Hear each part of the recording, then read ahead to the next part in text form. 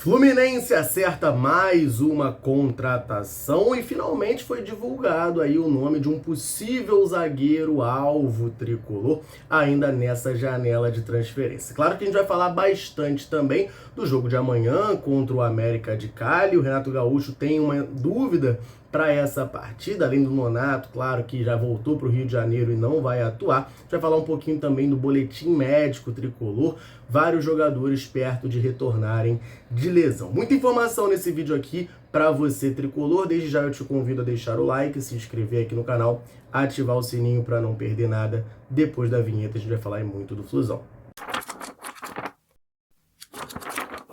Negócio fechado, o Fluminense finalmente acerta a contratação do atacante Santiago Moreno, colombiano de 25 anos, que pertence ao Portland Timbers dos Estados Unidos. A informação quem traz pra gente é o jornalista Vitor Lessa, que de acordo com ele, os últimos detalhes já foram firmados, o negócio já está 100% fechado e a expectativa é de que ainda hoje, nessa segunda-feira, os documentos lá da MLS cheguem para o Fluminense poder oficializar essa contratação. O Santiago Moreno vai se juntar à delegação tricolor que está em Cali, na Colômbia, vai realizar por lá mesmo os exames médicos e deve assinar o contrato antes mesmo do jogo de amanhã contra o América de Cali. E aí, relembrando um pouco essa novela que foi a contratação do Santiago Moreno, o Fluminense fez uma proposta de 4 milhões de dólares pelo jogador, o Portland Timbers recusou. Até aí tudo bem, o Fluminense estava disposto a aumentar o valor e seguiu nas negociações. Em paralelo, claro, foi conversando com o atleta, chegou a um acordo com o jogador, com o seu staff, eles gostaram da proposta do Fluminense e o jogador ficou muito interessado em vir para cá. Só que o que acontece? A negociação foi demorando a avançar e o Santiago Moreno acabou dando uma pequena surtada, eu diria assim, né? Ele simplesmente comunicou ao gerente geral do Portland Timbers que estava indo embora. Pegou a mala dele e falou, ó, tô indo embora, não importa se você me vendeu ou não, eu tô metendo meu pé daqui porque eu não quero mais jogar no Portland Timbers. E ele viajou para Colômbia,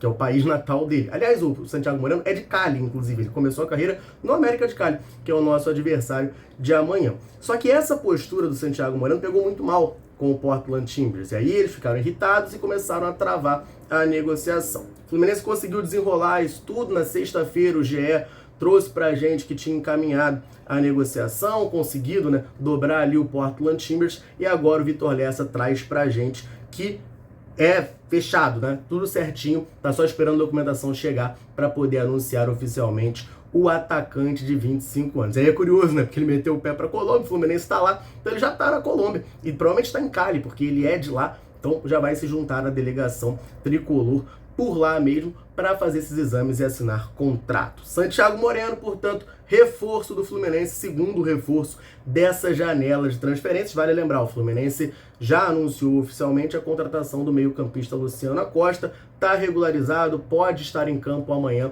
na Copa Sul-Americana contra o América de Cali. Já teve, né? Inclusive viajou para Bahia, para o jogo contra o Bahia, acabou não sendo relacionado, mas para o jogo de amanhã vai estar à disposição do técnico Renato Gaúcho. Quero falar agora sobre uma notícia que eu considero muito boa, que são os números de um atacante do Fluminense. Gente, vou ser muito sincero aqui com vocês, tá? Eu não tenho gostado do futebol apresentado por ele na temporada, tenho sentido ele abaixo do nível desejado para um atacante do Fluminense, mas preciso dar o braço a torcer. Esses números aqui são realmente muito positivos. Eu tô falando do Germancano, que de acordo com o portal SofaScore, é o vice-artilheiro entre todos os jogadores da Série A na temporada de 2025. O Germancano realizou até aqui no ano 33 jogos, dos quais ele foi titular em 28 e tem 18 gols no ano, além de uma assistência. E alguns números aqui que chamam muito a atenção.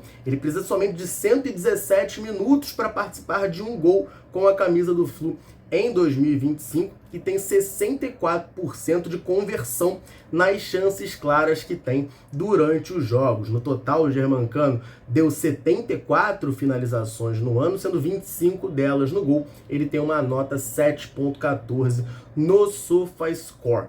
Repito, primeiro de tudo, né? Lembrar você ligado aqui na Central que você pode conferir essas estatísticas do Germancano e de outros jogadores do Fluminense, além de acompanhar os jogos em tempo real no aplicativo do SofaScore gratuitamente. Corre aqui no comentário fixado desse vídeo que lá você vai encontrar o link para baixar o aplicativo, beleza? Mas falando sobre o Germancano, como eu disse, eu não tenho achado o Germancano bem tecnicamente, até, e assim, isso aí não é um absurdo, assim, na minha opinião. Tanto é que o Everaldo vem sendo titular do Fluminense ali.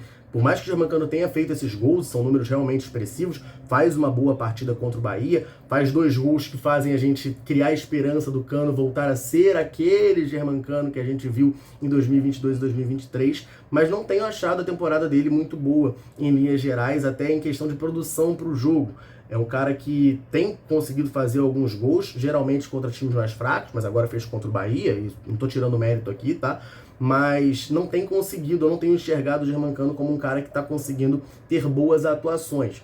Isso a própria diretoria do Fluminense entendia dessa maneira, uma vez que trouxe de volta o John Kennedy, chegou a fazer uma proposta de 7 milhões de dólares pelo Rafael Navarro. Agora, como a proposta pelo Navarro foi recusada, o Fluminense desiste de contratar um atacante, o próprio Renato falou sobre isso, e o objetivo agora é apostar justamente no Everaldo, no Cano e no John Kennedy. Cano metendo 2 gols no último jogo, Everaldo dando assistências e participando dos gols também nas partidas que atuou. Então, assim, são atacantes que estão ganhando confiança. Isso vai ser muito importante para o Flu no restante da temporada. Quero falar um pouquinho agora sobre departamento médico, tá? O Fluminense está com alguns jogadores machucados, a gente sabe principalmente na defesa, a gente está com bastante problema, mas a Netflu traz para a gente que o Renato Gaúcho deve contar com 3 reforços, 3 jogadores voltando a ter condições de jogo nas próximas semanas, nos próximos dias. De acordo com a publicação, Gabriel Fuentes, lateral esquerdo, e Jefferson Soteldo, atacante,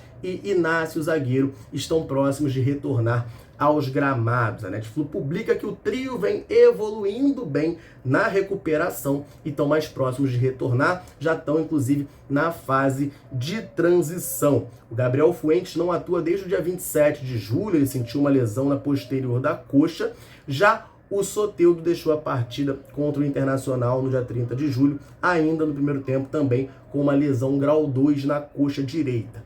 O Inácio, por sua vez, teve um problema no joelho, né? Ele teve uma lesão no ligamento colateral medial no jogo contra o Palmeiras, deixou o campo chorando e tudo mais, mas já está na fase de transição.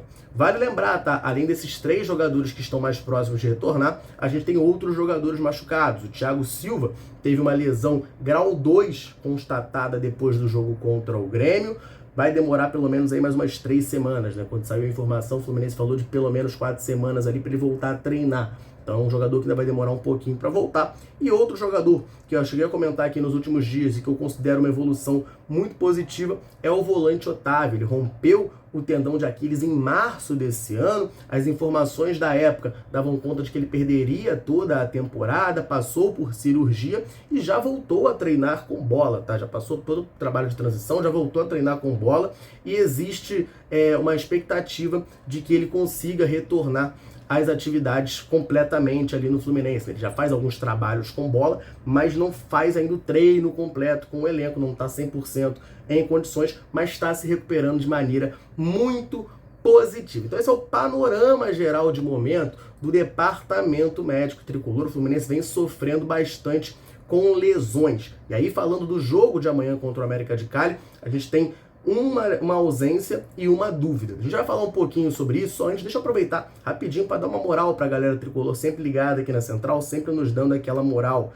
Todo vídeo eu convido você que está assistindo a comentar aqui embaixo, falar o seu nome, de onde você está nos acompanhando. A gente gosta demais de saber até onde nesse mundo gigantesco a Central Fluminense alcança. A galera sempre chega junto, deixa o comentário, e aí sempre que a gente pode, a gente vem aqui mandar aquele abraço. Nesse vídeo eu vou mandar um abraço pro da Mata de Petrópolis, pro Sebastião de Miguel Pereira, pro Milton Frank de Ipanema, Minas Gerais, pro Jorge de Encarnação, no Paraguai, pro Davi Weber de Volta Redonda e também pro Argel de Lago Sul, lá em Brasília. Um abração pra galera tricolor ligadinha na Central Fluminense, convite mais do que reforçado.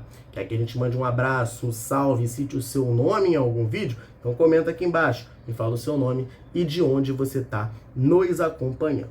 Combinado? Vamos voltar a falar então do jogo de amanhã contra o América de Cali, porque como eu disse, o Fluminense tem uma ausência certa e tem uma dúvida. A ausência certa é o volante Nonato, que sentiu um probleminha físico no jogo contra o Bahia, retornou ao Rio de Janeiro, vai passar por exames, até o momento que eu gravo esse vídeo ainda não saíram os resultados desse exame do Nonato, mas para ver se teve alguma lesão ou não, mas não teve condições de jogar na partida de amanhã contra o América de Cali na Colômbia. O elenco tricolor foi direto de Salvador para lá, o Nonato acabou retornando ao Rio de Janeiro. Vitor Lessa traz informações, atualizações pra gente sobre a situação do Thiago Santos, outro jogador que também saiu sentindo um pouco ali no jogo contra o Bahia, mas que viajou sim para Cali, tá? De acordo com o Vitor Lessa, o Thiago Santos, que estava sentindo dores musculares contra o Bahia, deu uma volta apenas em torno do gramado e não treinou com o grupo do Fluminense.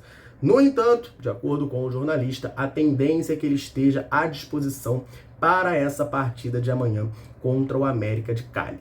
O Thiago Santos, a situação dele, ele foi titular como volante contra o Bahia, mas é uma situação que fica um pouquinho mais complexa. Por quê? Porque o Fluminense tem uma escassez enorme de zagueiros.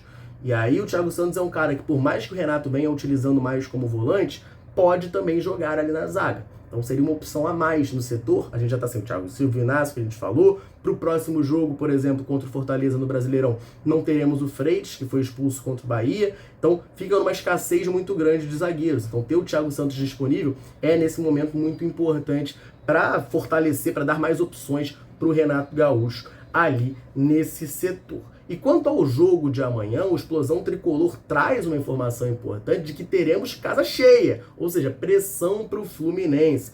O portal traz para a gente que os ingressos colocados à venda pelo América de Cali já estão esgotados. Então a expectativa é de que 37 mil pessoas marquem presença nesse jogo de ida da Copa Sul-Americana. O América de Cali é um time muito tradicional na Colômbia, na América do Sul como um todo, né? Ele tem, assim, não ganhou uma Libertadores até hoje. Eu acho até uma injustiça, digamos assim, né, do destino. Um time que, cara, eles têm um feito, assim, fantástico negativamente falando, né? Um time que foi trivice da Libertadores seguido. Isso aí, meu Deus do céu, se eu fosse torcedor da América de Cali, eu viveria muito amargurado, né? Mas enfim, é um clube que tem muita força na Colômbia, é um clube muito tradicional. É o clube que inclusive formou o Santiago Moreno, John Arias também jogou por lá e vai ter casa cheia para enfrentar o Flusão nesse jogo de amanhã. A gente espera que essa pressão não adiante de nada, o Fluminense consiga um bom resultado, consiga sair com uma vitória, quem sabe lá, nesse jogo de ida da Copa Sul-Americana. Voltando a falar de mercado da bola, saiu hoje cedo a informação, a gente comentou do GE, de que o Fluminense fez uma proposta oficial por um zagueiro e está aguardando uma resposta. O GE não divulgou o nome desse zagueiro, mas alguns nomes começaram a ser ventilados. E o André, do canal Sentimento Tricolor, trouxe pra gente a informação de que o Fluminense está interessado na contratação do zagueiro Lucas Fasson, de 24 anos, atualmente no Lokomotiv da Rússia. Importante ressaltar aqui, tá? A informação do André não dá conta de que o Fluminense fez uma proposta pelo Lucas Fasson. Ele não disse que o jogador que o Fluminense fez a proposta que o GE falou é o Lucas Fasson. Ele disse que o Lucas Fasson é um jogador que sim interessa ao tricolor. Mas o que acontece? Hoje cedo também saiu uma informação da Raíssa Simplício, do portal Gol, dizendo que o Flamengo e o Atlético Mineiro estão interessados no Lucas Fasson, fizeram sondagens, mas ainda não realizaram uma proposta oficial pelo jogador. E por outro lado, o Lucas Fasson tem na sua mesa uma proposta oficial já de um outro clube do eixo Rio-São Paulo, ou seja, um clube que não é Flamengo nem Atlético Mineiro e que é do eixo Rio-São Paulo, pela sua contratação. E aí a gente juntando ali as peças do quebra-cabeça, né, não estou dizendo que mas parece, né, que pode sim, né, dá um indício muito forte de que pode ser o Fluminense esse time. Já que o GE trouxe que o Fluminense fez uma proposta por um zagueiro misterioso, que a gente não sabe quem é, e o Lucas Fasson, que é zagueiro, recebeu uma proposta de um clube do eixo Rio-São Paulo misterioso que ninguém sabe quem é.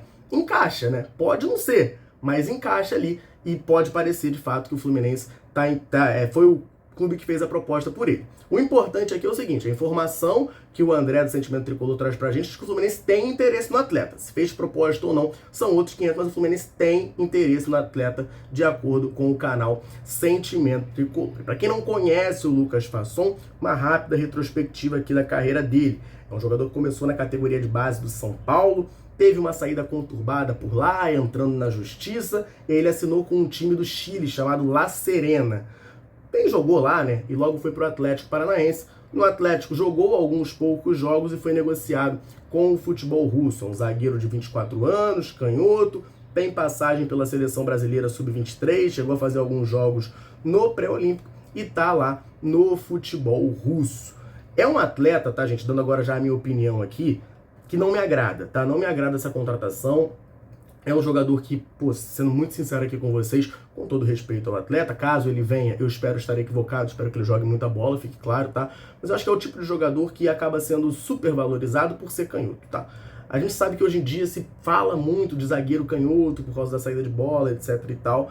E eu acho que é o tipo de jogador que, assim, começa a ser visto com um grande potencial e tudo mais, e sendo tratado mais do que é, por ser canhoto. Eu acho que a situação do Lucas Fasson é essa.